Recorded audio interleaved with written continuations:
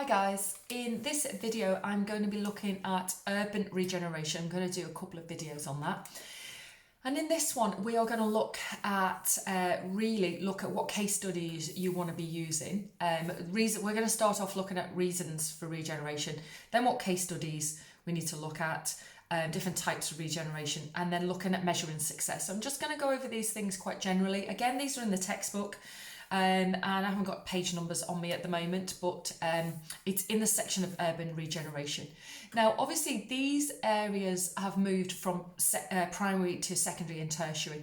So these are a lot of areas in the UK that had primary jobs, coal mining, things like that, or they had more likely, because they are urban areas, they had secondary jobs, so manufacturing and things like that. So these areas have in the past been very successful, but obviously because of the global shift, etc., they've gone into decline.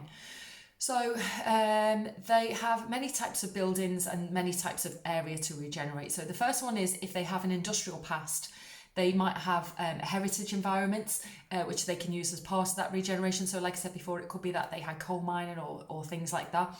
Number two, they will have derelict docks, so brownfield sites that are able to be rebuilt, and the London Docklands is a really good example of this, and Birmingham's jewellery area and Liverpool docks. They're three good areas that you can look at that we've got brownfield sites that were derelict, and there was dockland and it's been regenerated. And thirdly, old factories and warehouses, etc., which have been changed to, or can be changed to, apartments and restaurants, shopping centres, etc. London Docklands is another good example of this, and Newcastle is another example that you could use there. So the different case studies that are in the book are the London Docklands, the Olympic Park. You could also look at Liverpool, and Glasgow's in the textbook as well. Now, there's different types of regeneration, and you probably, or most of these some of them fall into more than one category. So if you get an exam question on this, you'd need 2 or 3 examples, and you could use one example for multiple types of regeneration. So sometimes we have sports regeneration, which will be the Olympic Park. We have culture, so that could be Glasgow, or Liverpool's a really good example of a city that was regenerated around its culture. We have heritage, and that will be Liverpool again, parts of Birmingham and Newcastle, and Glasgow could be used for this. Business regeneration is most of them. Tourism, the Olympic Park, obviously, Liverpool, Glasgow, they could all be used for using tourism. And then retail-led, which would be London Docklands and Stratford at the Olympic Park. So all of these different things have been used in order to work as a catalyst, a hook, as it were, or a USP to try to make the regeneration successful. So obviously the Olympic Park is a really big one for sport. So that was a way to try to make the regeneration a lot more successful than it might have been in other ways. So we need to just make sure that we've got an example for each of those types of regeneration. And like I said, as long as you're looking at London, you're looking at London Docklands, the London Olympic Park, you've maybe looked at Liverpool and Glasgow, maybe Newcastle and Birmingham, you've covered most of those, because those 4 or 5 cities, sport, culture, heritage, business, tourism, retail-led, etc., they're the types of regeneration that have happened in all of those places. So what you need to look at is why they went into decline. And those areas were urban areas, as we said before. They went probably from secondary to tertiary, or secondary closed.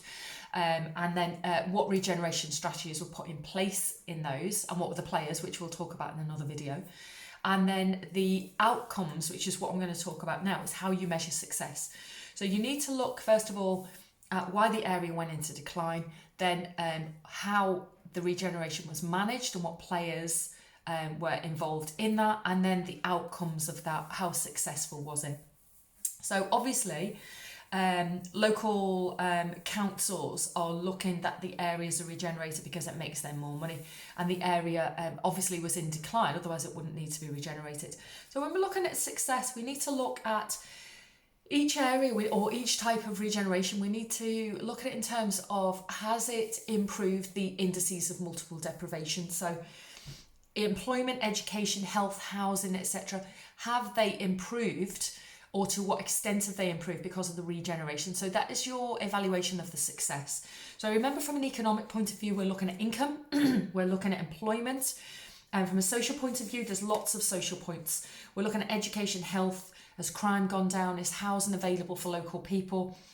Kind of social demographic change there. We're looking at, has the area seen an increase in quality of life for local people? Have levels of deprivation decreased?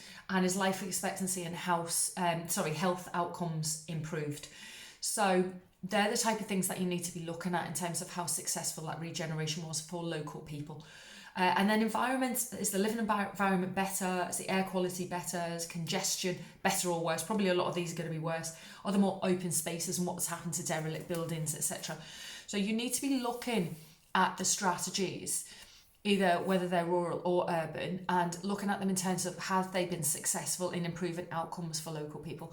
Now, overall, yet again, we're going to say that for local people, quite often the outcomes are not as good as they could be, because the bottom line is a lot of these regeneration schemes are there to make money. So it's going to be gentrified. Gentrification is going to happen. And if that happens, then that attracts new people to the area who are better skilled and have more income. So the services and the jobs and the housing, etc., is more for them than it is for the local people. So I think time and time again, regeneration, we can see, especially with London Docklands, or the regeneration of Canary Wharf, etc., which is London Docklands, or Olympic Park. A lot of the time it is very heavily criticised because of the impact for local people. Housing is too expensive for them, the jobs are not available for them, etc., that kind of thing. So the outcomes very often are better for people who are better off and better skilled, and not as good for people who are lower socioeconomic backgrounds, etc. So that is what you need to be looking at in terms of urban regeneration. And like I said before, the best thing to do is to take maybe London Docklands, Olympic Park, Liverpool, Glasgow, and I would suggest maybe Birmingham as well.